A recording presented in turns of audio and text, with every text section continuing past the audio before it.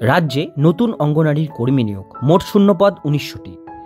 শুরু হবে নিয়োগের প্রস্তুতি। তো এটার আজকে ডিটেলস প্রতিবেদন আজকে আমরা দেখে নেব এই ভিডিওটির মধ্যে দিয়ে। ভিডিওটিকে স্কিপ না করে প্রথম থেকে শেষ পর্যন্ত মন দিয়ে দেখতে থাকুন। চ্যানেলে প্রথমবার হলে সাবস্ক্রাইব করে পাশের বেল আইকনটিকে বাজিয়ে রাখুন, কারণ আমরা এরকমই লেটেস্ট আপডেটগুলো আপনাদের জন্য দিয়ে থাকি। তো চলুন ভিডিওটিকে শুরু করা যাক। তো এখানে বলা হয়েছে, ফের রাজ্যে চাকরি প্রার্থীদের সুখবর দিতে চলেছে রাজ্য সরকার।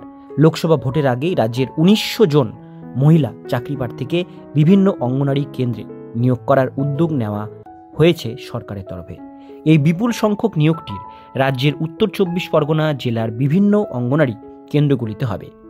এর জন্য ইতিমধ্যে প্রশাসনের পক্ষ থেকে জেলার শিক্ষাগত পরিকাঠামো উন্নতির জন্য বিশেষ নজরদারির ব্যবস্থা চালু হয়েছে।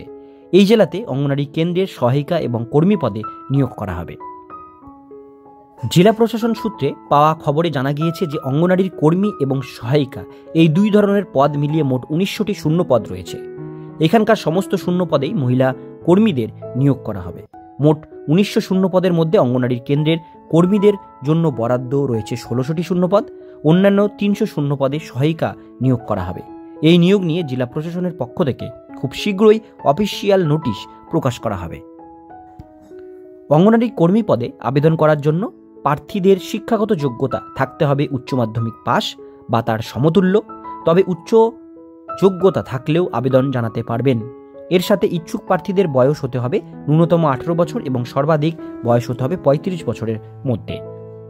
একইভাবে অঙ্গনারী সহায়িকা পদে আবেদন করার জন্য প্রার্থীদের শিক্ষাগত যোগ্যতা হিসাবে উচ্চ মাধ্যমিক পাস করা থাকতে হবে।